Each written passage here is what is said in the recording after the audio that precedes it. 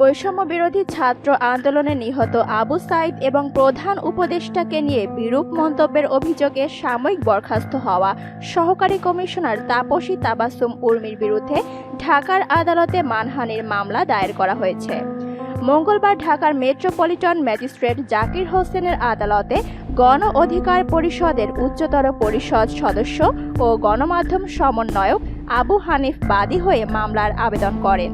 বাদীর জবানবন্দি রেকর্ড শেষে এ বিষয়ে আদেশ পরে হবে বলে জানান আদালত।